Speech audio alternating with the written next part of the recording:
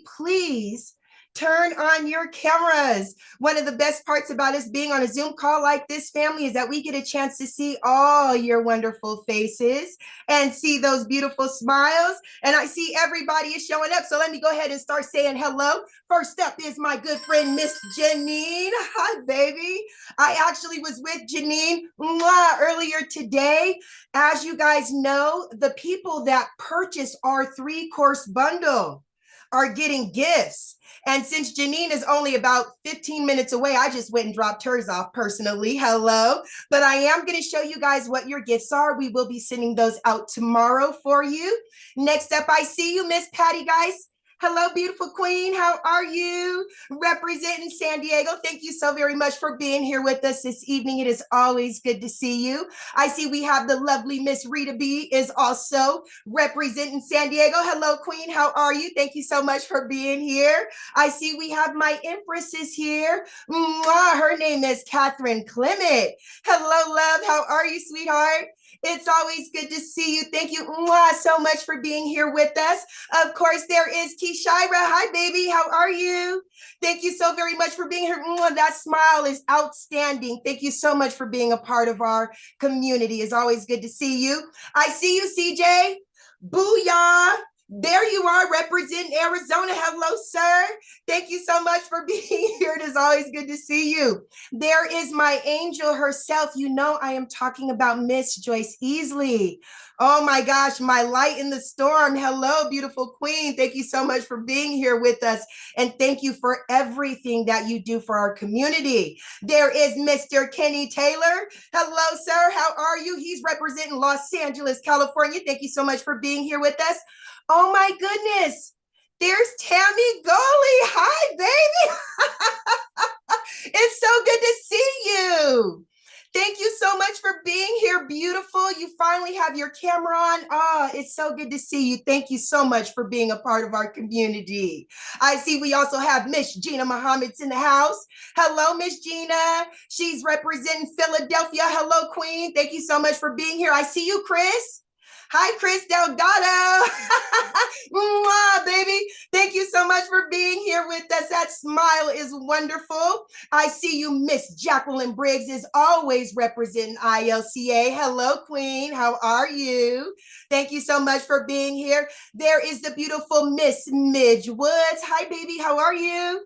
Midge is out there spreading the word about cryptocurrency education, and we truly appreciate everything you do, sweetheart. She is definitely putting in the work. I see we have Miss Carla Arrigo is here with us. Hey, Carla. Hey, baby, thank you so much for being here. There she is, representing St. Louis, Missouri. As you guys can see, our community is feeling good. The information that we are getting is helping us change our lives for the better. And if you are new, please get ready to hear some valuable information. This information will absolutely be a game changer in your life, just as it's been for all of ours. All right, you guys, we're at the top of the hour. Let's go ahead and get started with this party. Again, thank you all so very much for attending the February edition of the ILCA 5-Day Challenge. My name is your Queen Connectress, Miss Marnita Casa, and I will be your humble hostess for this evening. Now, it is my honor to introduce you all to a man that for 25 years dominated the direct sales industry. His cryptocurrency education is used by companies and universities worldwide. For over 8 years, he dedicated his life to learning about blockchain technology and cryptocurrency, but he didn't just stop there. He decided to go out, share this information with the masses, and this was done by putting on fun and exciting Bitcoin boot camps nationwide at no cost. He has built wonderful communities and thriving platforms like you see before you now. So without further ado, it is my honor to introduce you all to Mr. Brandon Ivey. All right. Thank you, Miss Casa, for that introduction. And yes, your mic is working to this evening. Everybody missed you this morning. But welcome, everybody. Thank you for being here on this Monday, day one of our 5-day challenge. I love doing these. I only do these once a month. And I love doing it because I truly believe that this type of information is information that we must know about. This is information that we don't have a choice on whether we're going to be participating. This is, in my opinion, the greatest transferable technology in human history, on the scale of inventing the printing press, on the scale of inventing cars, the automobile, and flight, going to the moon, being able to have the internet. I mean, this is bigger than the internet, and I think we can agree that the internet has changed human society from one end of the globe to the other. It is unavoidable, and it wasn't that long ago. I'm only 48 years old. I remember life before the internet. To my kids, it is something that is not even a thought. Take away Wi-Fi for 5 minutes to see what happens in your household. So I love doing this 5-day challenge because one, it's just an introduction for those that are curious. They hear about Bitcoin and blockchain and Ethereum. And now that we have a new president in office, you're hearing about terms like CBDC and tokenization and stable coins and Doge. And most people have no clue, no idea what that is. So for at least once a month, you can come out at no cost. You don't have to go back to school to learn. You don't have to scour the YouTube and Google to try to get information that may not be correct.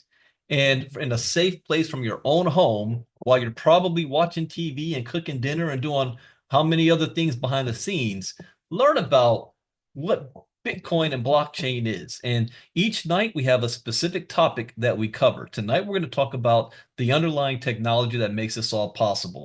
In fact, this is technology that the entire human civilization will be built upon this foundation, and it's called blockchain, or the scientific term, distributed ledger technology. So you can't know what Bitcoin is without knowing what blockchain is. You can't know what NFTs are without metaverse, artificial intelligence. All of that is going to be built on top of the blockchain. In fact, the future of the internet, Web 3.0, is based on blockchain technology and decentralization. And these are, you're brand new, don't worry. But what is he talking about? All these terms that I'm throwing out there. It may sound confusing and a little scary at first if you've never been exposed, but that's what we're here to do.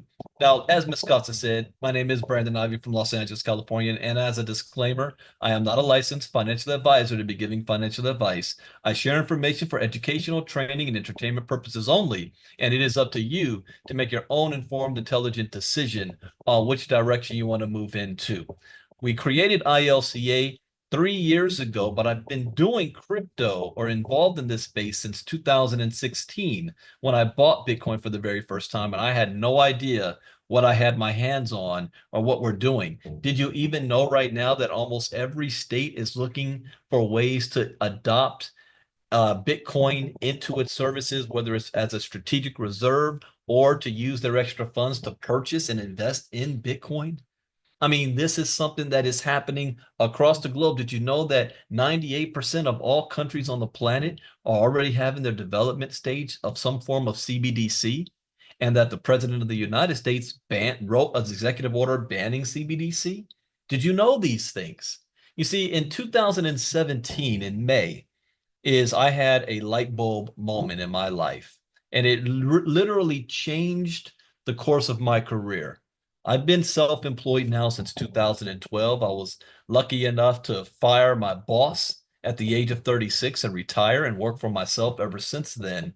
But moving into the crypto space was a completely different, came out of left field. I did not expect it. But after doing my research, and I had my aha light bulb moment, May 2017, when I realized that this technology that we're going to talk about tonight is going to disrupt every single industry on the planet, every single one, whether you like it or not, whether you understand it or not, whether you believe it or not, your opinion of this is irrelevant. This is happening, and it's happening so fast and right underneath our nose. In fact, this technology has spawned a number of assets that is the best performing assets in the world in the last 15 years by far. Nothing even comes close to it. So when we say blockchain, just what is that? Well, we created ILCA 3 years ago to teach you what this is, and it was designed in a way for those of you that have busy schedules. You might have one or two jobs. You might have children. You've got your own businesses to run. You don't have time to go back to school, nor do you think you got to pay a whole lot of money to do so. And I understand that fact because I was in that same boat. I didn't want to go back to school. And how did I teach myself? I went to YouTube and Google. And you might say, well, Brandon, can I just do that too? Why don't I just go to YouTube and Google? I don't advise it. I don't advise it. You see, when I went to YouTube and Google, I spent 6 months just soaking up everything. I love to learn. I like to learn. I'm like a sponge. But what I realized later is that 50% of the information that I received was incorrect. The other 50% was outdated because this industry is moving and changing so fast. So that's why we created ILCA to be able to give people, and we do the 5-day challenge once a month, up-to-date information about this technology, how this works, how you can be involved, and we do it at no cost. Right now, we're streaming live on our YouTube channel. So welcome everybody on YouTube that's here, especially if this is your first time. This is designed whether you are a beginner or if you think you're a seasoned veteran. I can guarantee you're going to learn something from this. You're going to see things in a different way. In fact, we have people on the Zoom side with it. You may say, well, wait a minute. How are those people on Zoom? Well, the people that's on Zoom with me are my VIPs. These are the cool kids on the block, my inner circle. And they're able to ask questions at the end, which you can't ask YouTube. So they paid for that privilege to be able to do that. But we've got members that have been here since day one. Think about that. 3 years of a 5-day challenge every single month. And they will tell you that every time they hear this, and even though it's the same information, they still learn something new. Even though I'm teaching this, I still learn something new because there's some new application that's being applied in the real world right now that we're seeing this play out. Now, this month is special not only because it's Black History Month, but also because I have new courses that have never been seen before. And so tonight we're going to talk about what is blockchain technology. Tomorrow we're going to talk about what are cryptocurrencies that's riding that blockchain technology. And I like to break things down in a way that my mom can understand so that it's not confusing. I remember the very first Bitcoin or blockchain expo I went to, and there were these nerds on stage talking this NASA language and mathematics, and it went completely over my head. I didn't understand a word they were talking about. And in fact, the very first time I created my courses back in 2018, they were too perfect. Meaning I put it in front of my mom and she had no idea what was going on. So I had to break it down and do it in a way that the average person could understand without having to go to college to get a degree to know what these phrases and these words mean. But then the rest of the week, Wednesday, Thursday, and Friday, I'm going to cover a course in each of our new lessons: security, CBDC, and decentralization. We're going to have 3 courses. And now 2 of them I did last month: security. And we're going to talk about, well, one of them I did last month: wallet security, which is so important. Did you know that more than $5 billion every year is stolen? Well, and last year, $5.5 billion in a scam called pig butchering scams and phishing scams with Brandon even more. And most people don't have no idea what that means. In fact, the average person that got scammed lost more than $22,000, half their life savings. So it's one thing to build your crypto portfolio. It's another to be able to keep it, to be able to know what to do with it, to be able to store it. You are now your own bank. That's what decentralization is all about. There's no more middleman. That's what we're here to teach. And I'm going to cover that on Wednesday. We'll be doing security. And then Thursday and Friday will be 2 courses that not even I have taught before. One course will be in CBDC and one course will be in decentralization. So that was never seen before. And all you have to do is register to be a part of this. And this is for everybody. So if you know people who need crypto education and they don't know where to go, invite them on out so that they can be a part of this community, this 5-day challenge. I used to do, before COVID, Bitcoin boot camps around the country. If you've attended any of my Bitcoin boot camps, there may be a few of you that they're on right now. Type me in the chat box. But I remember the very first one I did was in Chicago. I know Jacqueline was there on a Saturday afternoon, and YouTube won't let me post the link. Yeah, here's, oh, Interesting. We'll have to play with that. Why it's not YouTube's not allowing to type. But in the past, I used to do it at a Saturday at a hotel, and people could come on out, travel around the country. COVID stopped that, so that's why we started doing our 5-day challenge so that you don't even have to leave your home. Literally, you just open up YouTube and you can watch us for an hour. And these are recorded.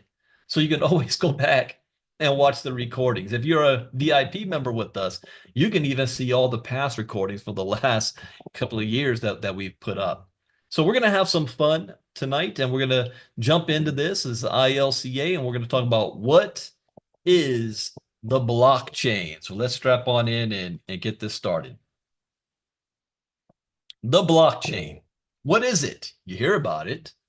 A blockchain is a tamper-proof, encrypted database secured by cryptography, which is the study of encryption that acts as an accounting ledger keeping track of digital assets. Instead of being maintained by a single server like traditional databases, blockchains are decentralized and maintained by a distributed network of computers around the world. This database tracks every Bitcoin in the network and each transaction since the very first Bitcoin. You could think of Bitcoin as an accounting system. Through the blockchain, it is a way of recording transactions and value digitally in an open and distributed self-clearing ledger. Now, that's the scientific term.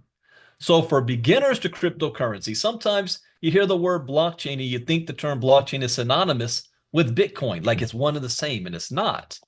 This would be like saying that smartphone technology and Apple have the same meaning.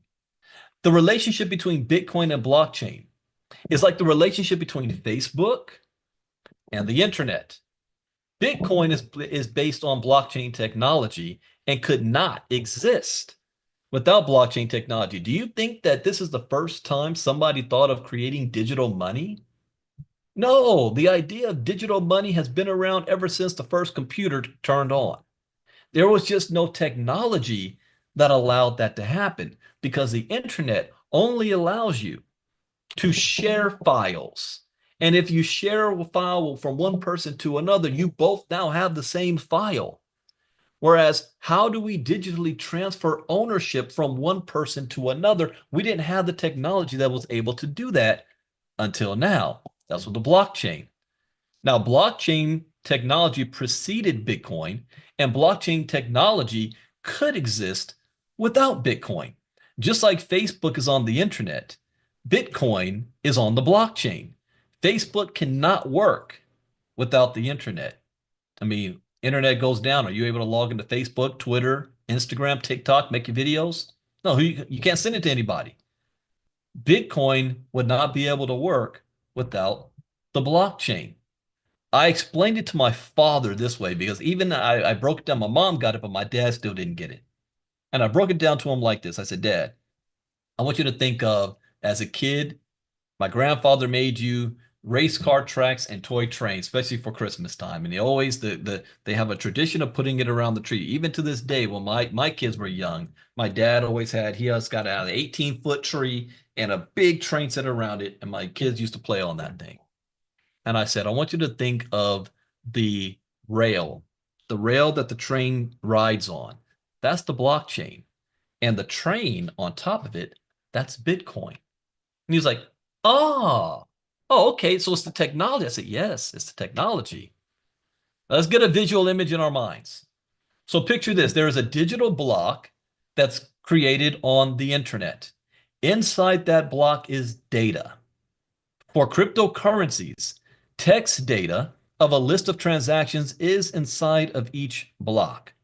For NFTs, text data detailing ownership of digital assets is inside of each block.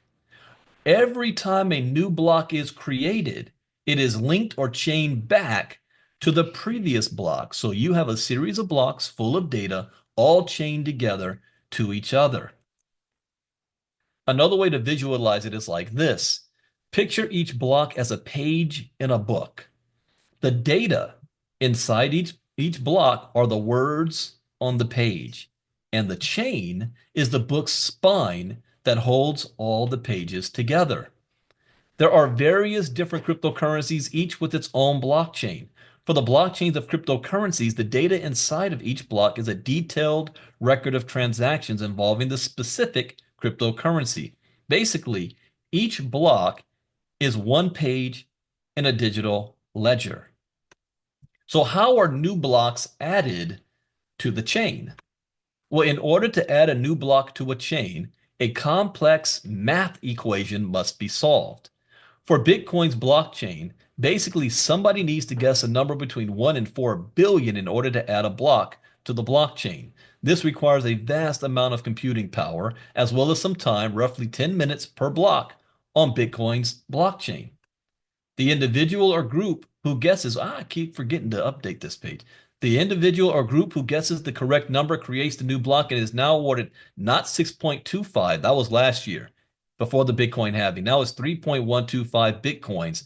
This process is called mining, but really it should be called something like creating a new block by guessing the correct number. Those of you that were on the MoveQuest X Space this past Sunday, I broke down the correlation between mining Bitcoin and mining gold.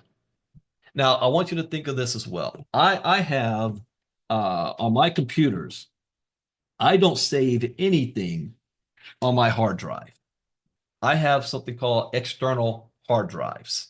So I plug one in and it saves all my data. And once it's filled up, I unplug it, store it, and I plug in my next one.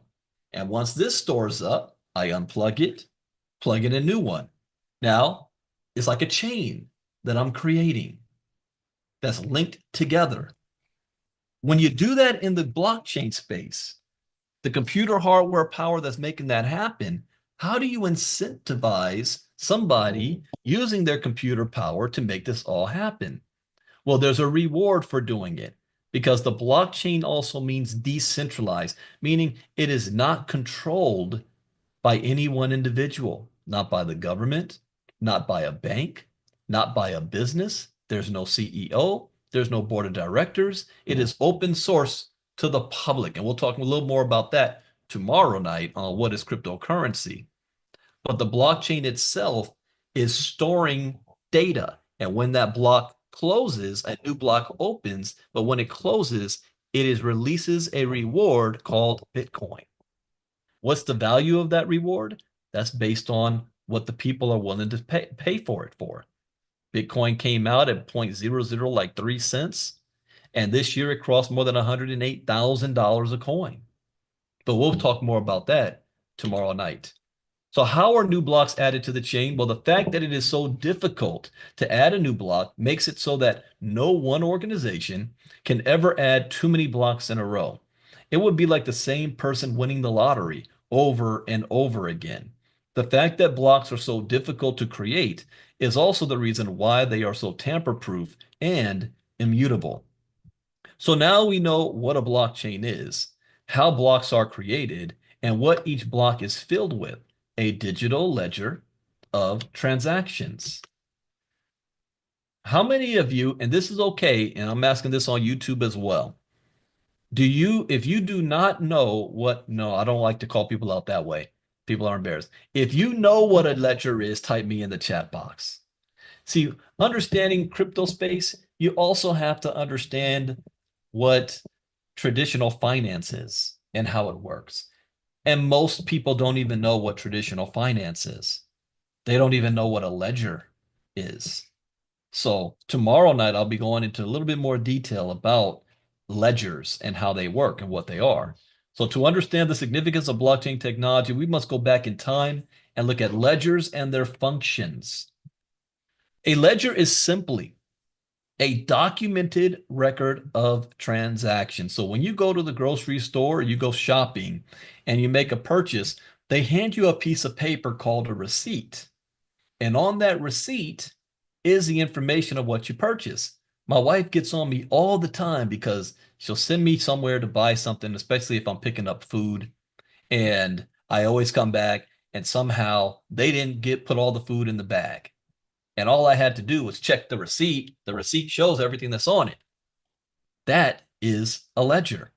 Every time you go to your bank and you open it up the bank app and you're looking at your statement, that is a ledger. So a blockchain is a ledger. It's only something that you're reading information in. It's recording something. A blockchain is a documented record of transactions. Since the dawn of civilization, people have been trading things with one another. Humanity wouldn't exist if it weren't for the fact that humans trade with one another. Even before the invention of currency, tribes and early civilizations would often keep a record of who traded what with who. Dating as far back as 5000 BC in Mesopotamia, people used clay tablets as primitive ledgers to record transactions of crops and animals. And what's funny is this new technology is taking us back to the Mesopotamia days. Why? Well, why is it that we're still able to see transactions from 5000 BC, 7,000 years ago? Why are we able to see that? That's because it was done in clay and you can't delete it. You can't erase, you can't break up and rewrite over the cave walls. It's there forever. Well, the same thing happens with the blockchain. Once information is in a source inked or minted in the block and is closed, it cannot be changed. It cannot be manipulated. It doesn't matter who the president is or what political party is or what's the Federal Reserve, Alan Greenspan, and all. It doesn't matter what they think or say. Once it's done, it's done. And so it's like we're writing in wet cement all the way back again. Ledgers such as these would also be used to keep track of debts owed. So it was important that they were kept in a safe place to avoid tampering or damage. Ledgers were kept safe inside of guarded temples and palaces, which were the seeds of the first banks. Now, I want you to picture this. You are a merchant in the old days, and you would pull up into the port and you've got goods that you want to sell, and you got to visit the port master, the harbor master, and you're declaring what items you're bringing into the nation and what you're selling. And then when it's time for you to leave, you got to go back to that same port master, harbor master, and say, this is the items I have left. So this is how much I sold. And that individual is taking notes, writing it all down because you got to pay taxes on it. So it knows how much. But what is stopping that person from saying, cheating you? From saying, I don't like you. I'm going to do a different number here. You got to pay me a bribe. Or, yeah, last night you got drunk at the pub and you ran off with my daughter or with my wife. And, you got favoritism that goes in. The whole thing about the blockchain is that it brings trust. You eliminate the middleman. And if you didn't like what the harbor master was doing, who are you going to complain to? The only individuals who have access to the records is the person writing it down. So that's not very efficient. And that means only a certain few people are going to get wealthy. So later banks took over the role of calculating and maintaining ledgers. They kept track of transactions as well as debts owed and kept these records or ledgers safe. Except at this point, people were using currency and no longer bartering with crops, animals, and other goods. Have you guys ever bartered before? You know, I used to go to the Compton swap meet with my grandfather, and bartering was his middle name. He never paid full price for nothing. He felt if you paid full price, you were a sucker. I even saw him pull it off at the grocery store. I was like, how's that? You can't do it today. How's that possible? But that's how it worked back in the day. No, modern banking is how we operate today. For centuries, people have trusted banks to keep and maintain ledgers, which is records that people agree with the information in a bank's ledgers and trust that that information is safe from tampering or damages. But are banks always truthful?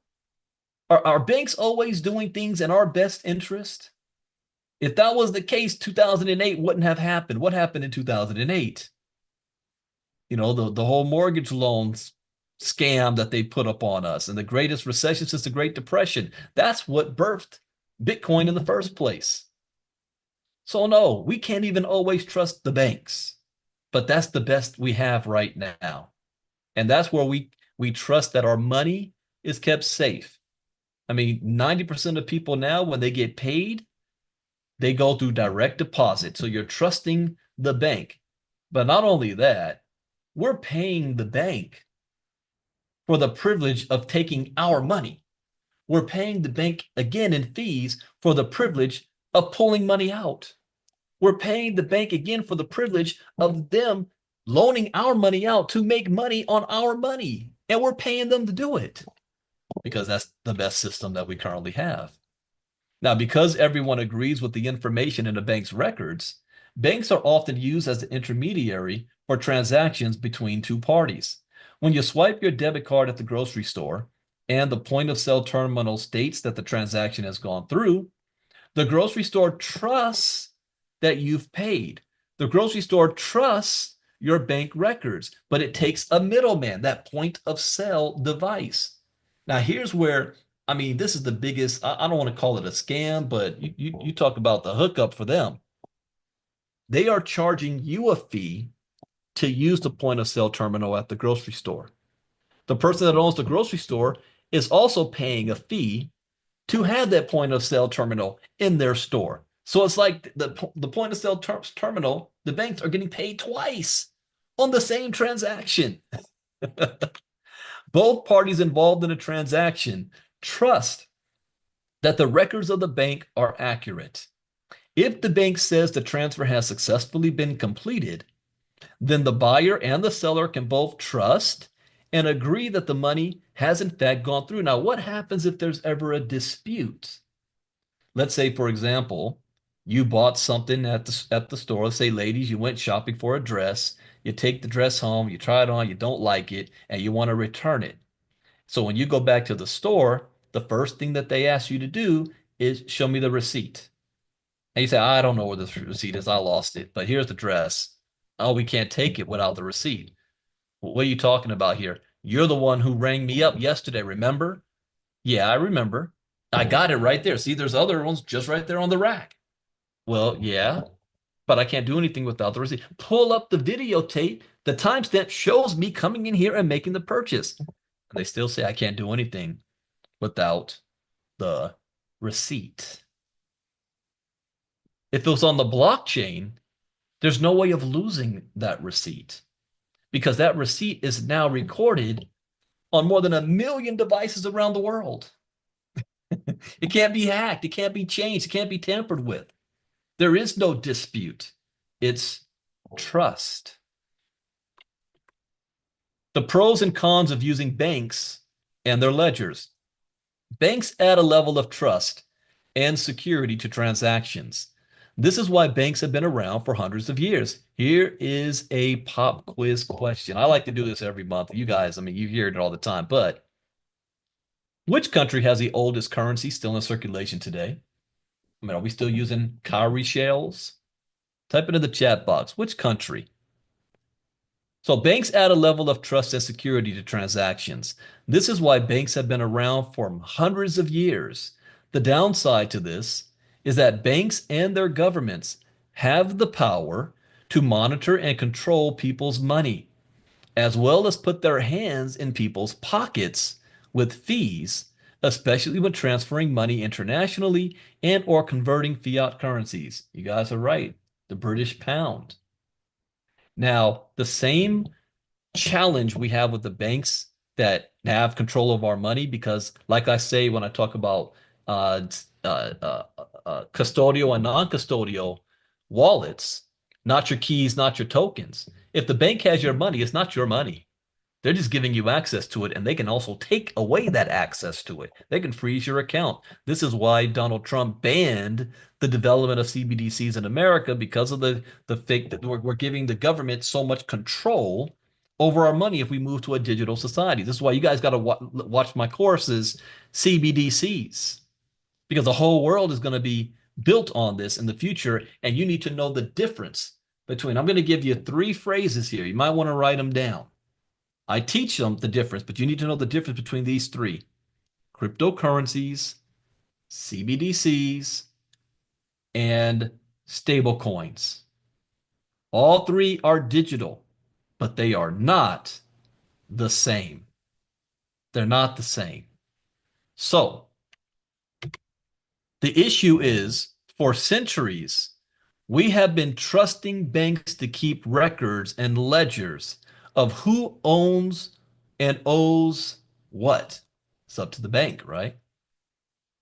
But at the same time, we've been sacrificing some of our privacy, independence, and percentages of our wealth in fees. Who here loves to pay that bank fee?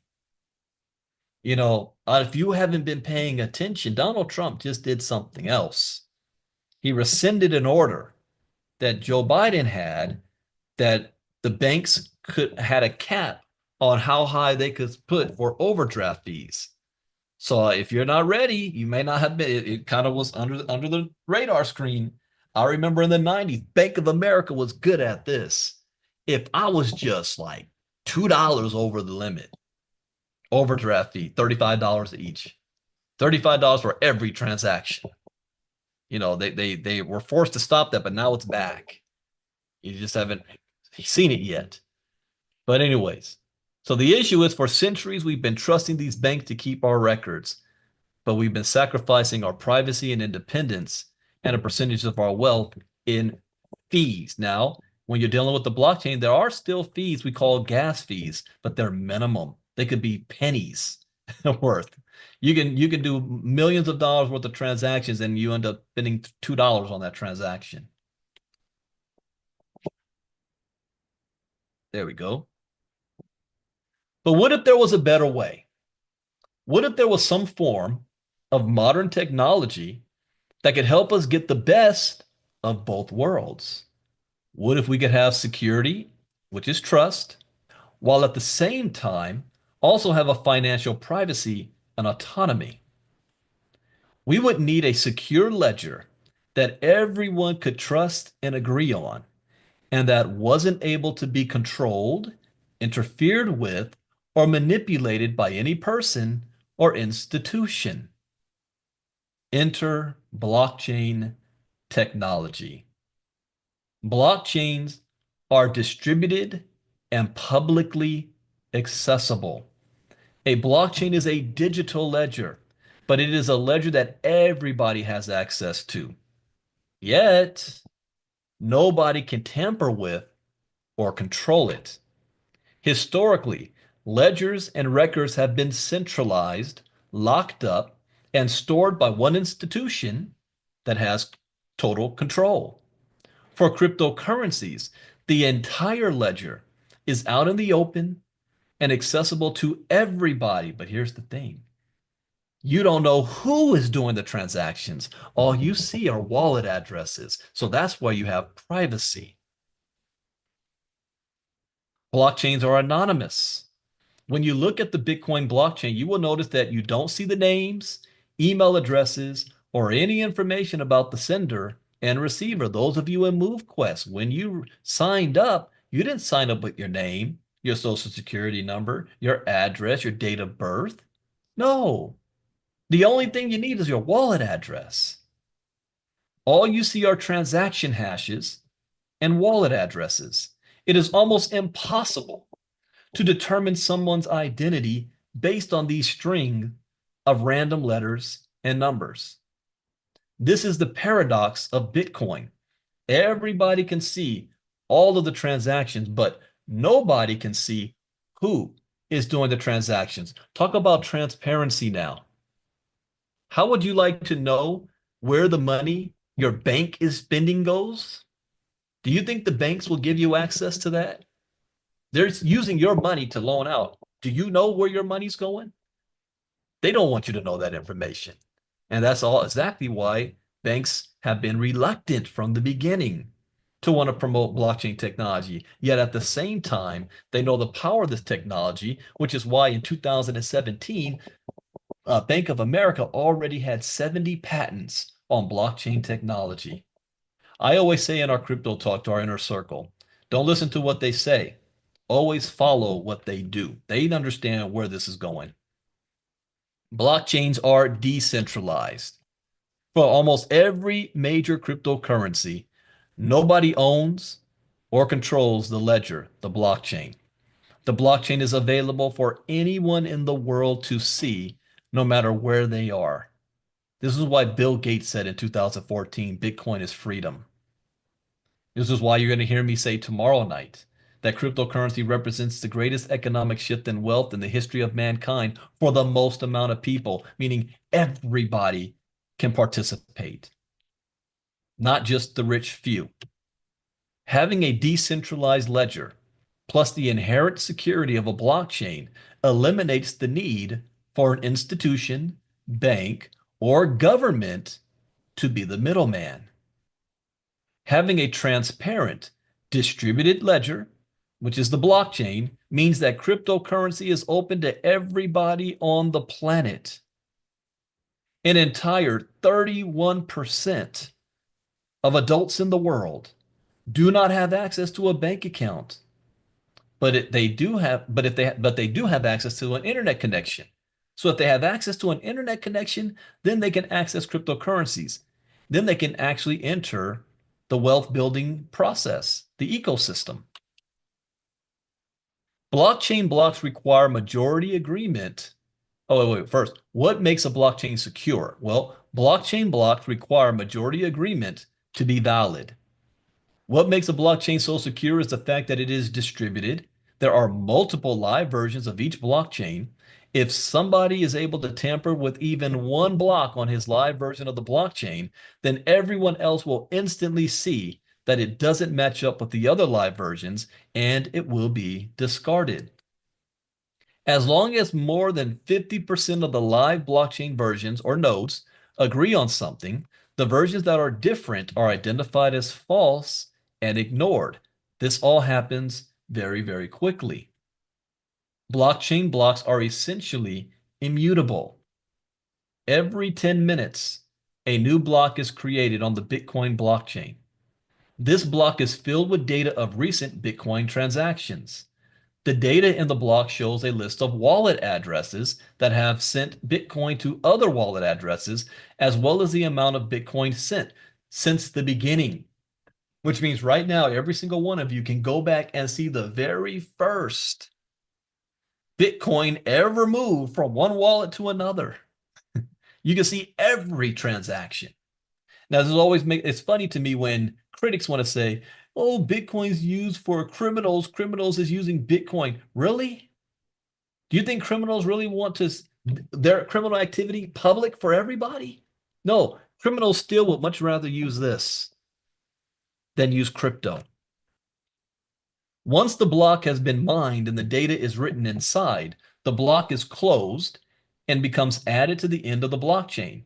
At that point, it is almost impossible to edit, modify, or remove. And that's that key word there. Almost. I'm going to talk about that in a moment. What do you mean almost? I thought it can never be changed. Almost. It's like writing in wet cement. And once the cement hardens, the information written will be there forever. The block is basically immutable. So, is it possible to hack the blockchain? Hey, Brandon, I'm always hearing about, quantum computers. Will the entire house of cards come falling down if the blockchain can be hacked? Well, if one individual or organization were able to gain control of 51% of the computing power of a blockchain, then they would be able to double spend their coins. That means they can spend their coins, then delete that transaction and spend the coins again. To mount a successful 51% attack on a large cryptocurrency such as Bitcoin would require an astronomical amount of computing power, costing billions or tens of billions of dollars. There are estimated to be over 1 million Bitcoin miners in the world today. Somebody would need to generate the computing power of over 1 million other miners. Do you know how much energy that would be? To be able to temporarily tamper with the creation of one Bitcoin block. A 51% attack on Bitcoin will be outlandishly expensive, so it would cost you billions of dollars to hack one block. And what's the reward of one block? Right now, it is 3.125 Bitcoin. What is Bitcoin worth? What, last I looked, about $95,000 a coin. So that means you're willing to spend billions of dollars on energy just to steal around $300,000 worth of Bitcoin. Now, there's only one person alive right now that has the ability and the resources and just might be crazy enough to attempt to do this. And that's Elon Musk. But would he be willing to spend just to say he did it? And it would be quickly corrected after that and tossed out. Just to say, yeah, I did it. It's possible. So it's possible, highly unlikely. And it's as each year passes, each minute passes, it becomes even more and more expensive to do. Other uses of blockchain technology. Because blockchain technology is by nature secure. Oh, even Marnita just like learned something new, and she's seen this every single time. Because blockchain technology is by nature secure, anonymous, immutable, and decentralized, it's being eyed for other applications beyond only cryptocurrency. And this is why I now have 13 courses on every single topic dealing where this is going to impact us. What about using a blockchain to cast votes in an election? You know, United States has one of the most secure elections ever in the world. Yet, for the last 8 years, elections has been a big issue here in America. Can we trust it? Is our election getting stolen? Have the votes been manipulated? Americans themselves are challenging or questioning their own system. Here's how to make it unquestionable. Put voting on the blockchain. You do that, there is absolutely zero chance of any funny business going on. No Dominion machines being rigged, no Elon Musk hacking into a system, no dead people voting, no illegal immigrants able to vote, none of that stuff. No double voting. You live in one area and vote in that district, and then you got an address in another and voting over there. No funny business. But let me tell you something. As much as I say that blockchain technology is going to disrupt every single industry on the planet, voting will be the last to adopt blockchain technology because both parties in every single state like it the way it is. They like having that independent control on their own voting ways of doing things for different reasons. So you can always check your congressman or senator or local politician and you bring up voting on the blockchain and watch them say, no, no, we don't need it. Why are you saying no to that? It's the fairest way, right? Well, technically. So why are you against it? Well, this. They're full of about to curse. They're full of crap. All right. Next is what about using blockchain to keep track of medical data? Medical data.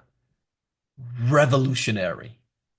Rev I that's a I have in my old notes. I need to write this one down as well because I am put down some future courses that I am writing, but I also need to have this one, just an entire course on how blockchain is going to take over the medical field. That is revolutionary in more ways.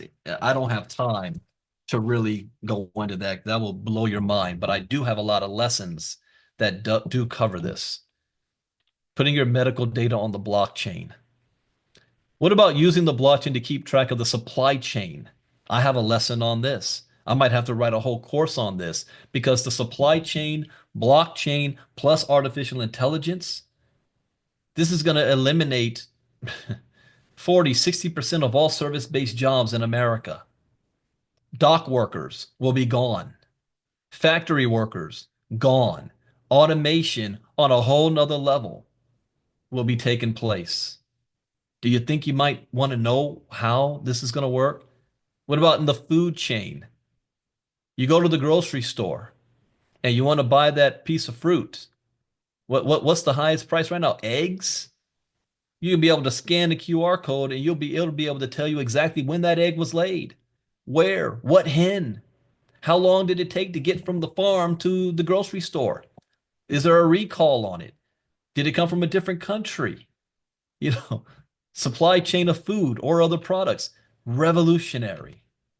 Using a blockchain to store authentic pieces of digital arts, NFTs. This is so big that most people inside of crypto don't fully get this yet. Let me tell you one person who does. You ever heard of a guy by the name of Larry Fink? If you don't know his name, that's okay. He is one of the most powerful men on the planet. He runs BlackRock. BlackRock is directly responsible for $10 trillion of assets, indirectly 25 trillion. And they are all in because this NFTs, he uses another word called tokenization. It's what blockchain is allowed to do. And that is going to unlock, understand what I'm saying here, unlock more than $680 trillion of what Ms. Costa just said there, real world assets. Unlocking it. People think just because someone makes a lot of money, they don't think of getting more. 10 trillion is one thing. 680 trillion is another. This is why you're going to hear me say tomorrow night that cryptocurrency represents the greatest economic shift in wealth, and the billionaires have figured it out. And all of those digital assets are going to be under the umbrella of NFTs, non-fungible tokens. Using a blockchain to store personal identification information. That is also revolutionary. I remember I like to tell this story that years ago, my parents took a vacation to Europe and they were in France. And somehow my mom, I don't know if she lost it or if it was stolen, her passport and identification. And she had to go to the US Embassy to get a new one, but they required information. So they called me and said, "Hey, Brandon, can you run up to our house and get you need to get your mother's birth certificate and then fax it over to the embassy." And so I remember I went over to my mom's house and they have their like to go bag, for emergencies. And I was going through it and I remember seeing, the information, my mom's birth certificate and that stuff. And it was, it was older in the 50s. And I looked at it and I was like, birth certificate, Negro female. I said, Negro, what the hell? But anyways, imagine if all of that data is already on the blockchain and just a simple push of a button, all that information pops up. That goes back to even the medical data as well. Think about the tracking. How some people, I don't want the government to be able to track me with that. No, we're just talking about the ability to store so you don't have missing data. Here in California, we just went through a horrible wildfire that burned down all the homes and businesses and people. One of the tragedies, people did have go bags ready to go, but the fire swooped in while everybody was at work and they weren't able to get back home to get their stuff. And when they tried, the firemen and the police blocked off the corridor and they couldn't get to the house and all of their precious records passed away. Just gone. Irreplaceable. But if you've got your information on the blockchain, you're never going to lose it. Revolutionary. What about using a blockchain to store important deeds, such as for land or on a home? Those of you who are paying attention to South African politics, this is a big thing that's going on. Even before Nelson Mandela and the apartheid. Who owns the land and land redistribution? The Dutch farmers came and took the land from the natives, and then the natives are getting that land back. But how do you, one thing that the Dutch and the South Africans did, the Europeans, they burned any records and data 150 years ago. And so now that they want to give the land back, which tribes, which families have access to this? So there's a lot of fighting. And then you've got certain Dutch farmers that, well, we've been on the land for 120 years. It wasn't me who did it. It was great, great, great, great grandpa. So what about 120 years of work we did on the land to make it viable today? We deserve some form of compensation. So you've got that infighting going on. But if this was on the blockchain, you would know exactly who belongs with who and what. That's like me and Marnita fighting over property that our ancestors leave us. Now I'm always going to win that because I'm the bigger, older cousin. But she has just as much of a right as I would. You know, our family comes from Louisiana. What happens if we get a phone call and they're saying, "Hey, yeah, you guys are the relatives, and there's some property, there's some land, there's something down here. Yeah, y'all get it." Well, who gets it? Do you know how many cousins there are of our generation now? Dang, I can't count. Every time I pop up, there's a new one I didn't know about. We all have equal claim to it. But the blockchain would store so you know exactly who gets and owns what. Am I painting the picture here now for what blockchain is?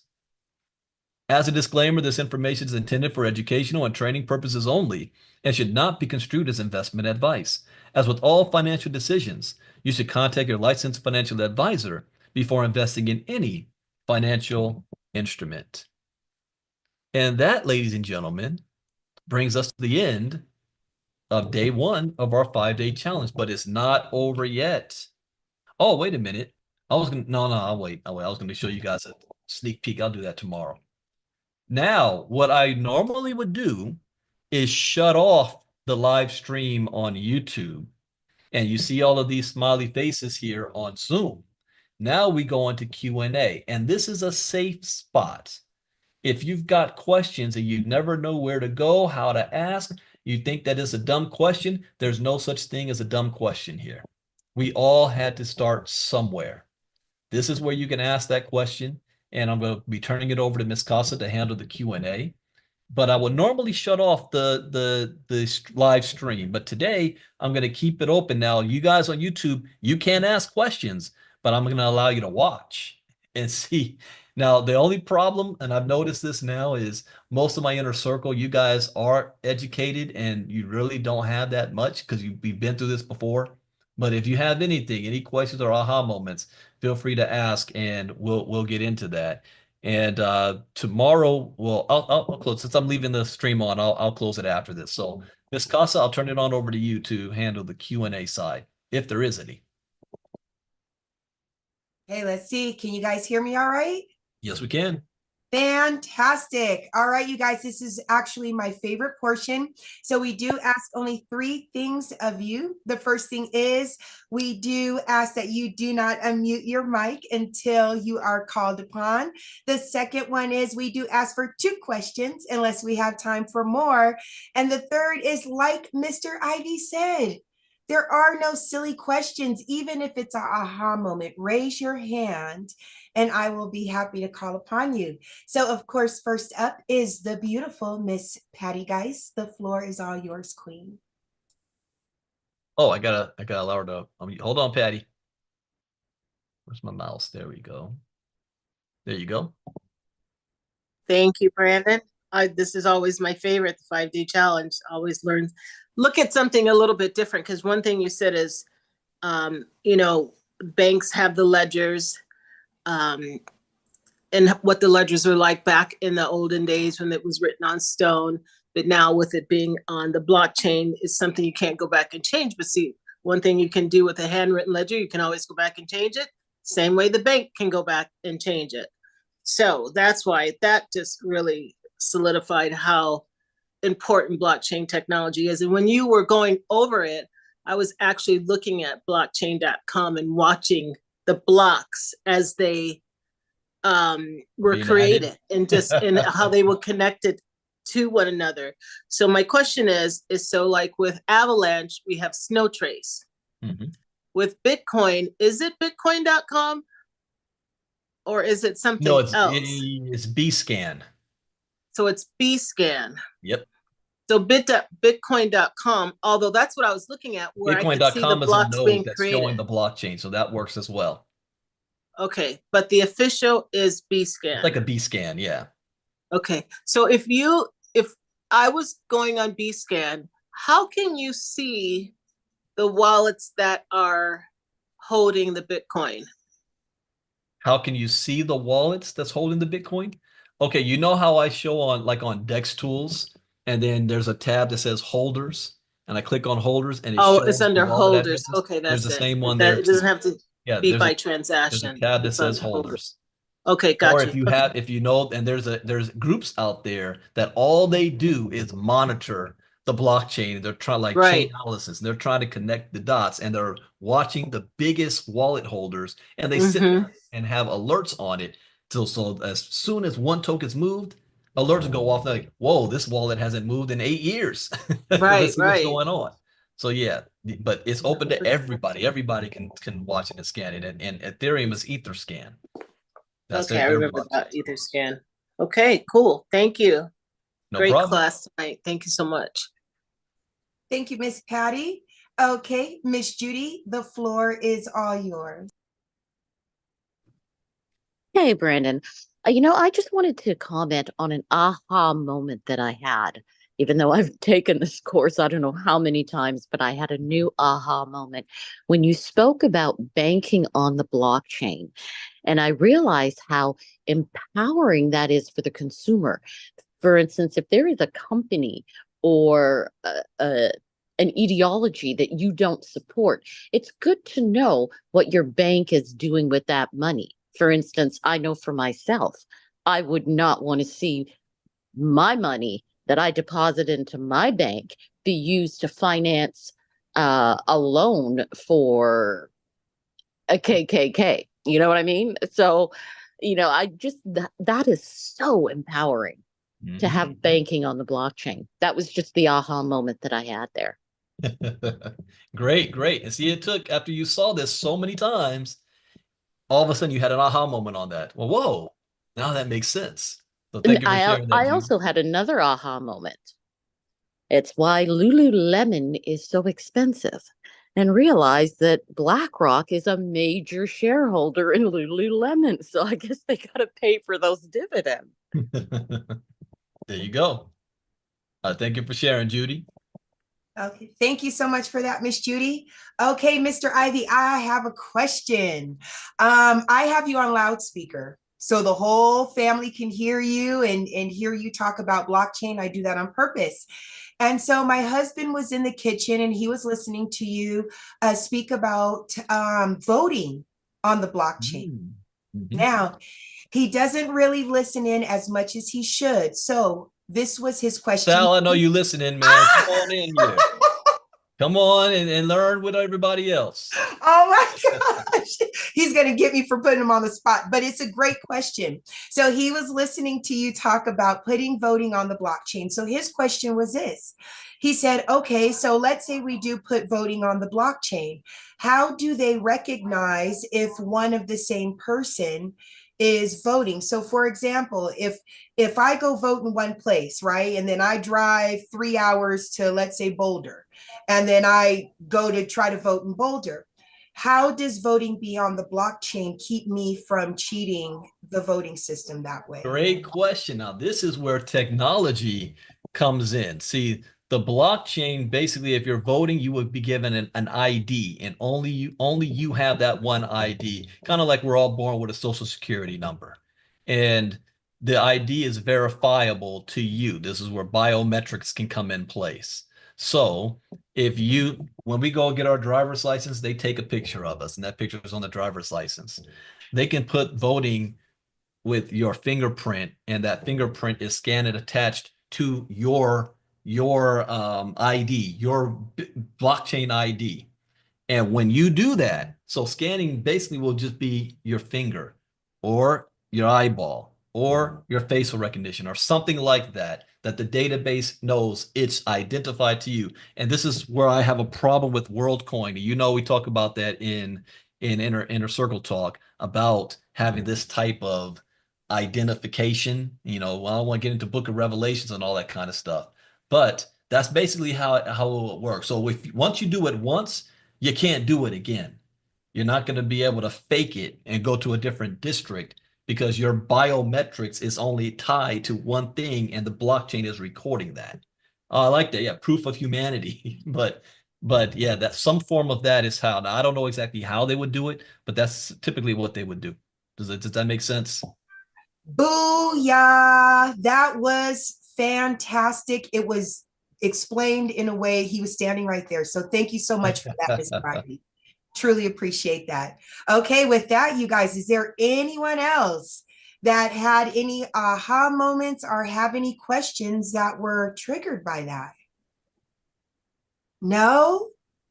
All right, Mr. Ivey, thank you. This was a phenomenal session. Back to you, sir. And Maggie, get with Miss Casa and we'll talk about that on your question. Okay. So again, I hope you guys learned something new. As always, that's the point. I love doing these things because I love learning. Yes, yes. And I only do this lesson once a month. And so every time I do it, while I'm reading it to you guys, I'm also thinking about the latest changes in society, latest adoptions or rules, regulations, what the president is doing. Oh, we got another one, Midge Woods. Midge, go right ahead. Well, I did have my hand up before, but I just want to say this is the second time I have taken this course, and I actually knew what you were talking about for at least half of it, which was a lot better than the first time I took the course. And but my biggest aha is that I have now almost my entire family involved. All right. And my granddaughter, which was the last one holding out, who's 26, just joined this weekend. And now I feel so wonderful that my entire family will be taken care of for the rest of their lives because of this. Fantastic. And the other thing that was really most important is that I have not had this close of a relationship with especially my son and my son-in-laws, that now I talk to them almost every day or every other day. And for that, I am elated and grateful for that. Thank you so much for bringing this into my life so I could bring it into theirs. I think you were telling me about that, Mitch, that, you know, you're talking with your son now because we're involved in the part of the MoveQuest project as well. And now we're talking all the time. You know, We are all the time, which I love. And actually, I think he does too. So that's really now you're just teaching awesome. him. You're teaching him. Yes. That's great. But the exciting thing is even the youngest one in my family is part of MoveQuest. And so Fantastic. yay. All right, congratulations, Mitch. And that's another thing, guys. You know, this is information that schools are not going to teach. And it should be your duty to bring it to your family. When we have 5-day challenges, you got to have all your family members on listening. Whether they're young, whether they're old, it doesn't matter. We've had members in our community in their 70s and 80s and as young as kids. You know, I make sure my son is listening to me on Crypto Talks in the morning because them, even more than us, are going to be impacted by this. Can you imagine what society is going to look like with technology in just 10 years from now? Just 30 years ago. Oh, I can't believe 30 years ago, the 90s. 30 years ago, we didn't have the internet.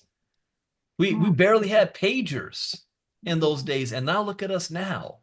Well, looking at your son and daughter or your grandchild, where they're going to be in 20 years, where technology is. So getting them started now to learn about this so that at least they'll know how to operate in society and thrive from it, profit from it in the future. And that's what this is about. This week, we're teaching you the information. And then I'm going to show you how to take that information so that you can utilize it in this space to profit from it. I call it earn while you learn. So if you guys are brand new and you hear us mentioning this term called MoveQuest, MoveQuest is one of the projects that we have partnered with ILCA, so that while you're learning about what crypto is and education, you're also earning at the same time with no risk. You know, the crypto space can be volatile, it can be risky, but there's no risk in that project, and everybody wins in it. And at least it gets your foot in the door to earning rewards and knowing what to do with those rewards at the same time, and then using those rewards to build your crypto portfolio. So it's a win-win situation. So it's a perfect fit for us. But it's not the only thing that you can do. There's many other things that you can decide to choose and move on. And we'll be talking about that on Monday night when we do our Monday night recap call. It's about how to make money in the Bitcoin space, the path to success with Bitcoin and crypto. Ms. Costa's back. Go right ahead, Marnita. I'm back because I'm watching YouTube. This is such a phenomenal energy that we have going on here. On YouTube, Mr. Bobby Buck said, yes, I was just going back and forth with someone regarding this. Now I can send them this video. That's right, Mr. Buck. And all of you on YouTube, come back and see us tomorrow. And if you are interested in being here on the Zoom with us, just write info in that chat box, and we'll be sure to get back with you and make sure that you're here for tomorrow night. So I just wanted to say that. Back to you, Mr. Ivey. Yeah. Just let you guys know, it's ilcacryptonews.com, ilcacryptonews.com. If you choose to be a VIP with us, this is a charge, though. That is $49 a month to be in our inner circle. And I always say it pays to be in the inner circle.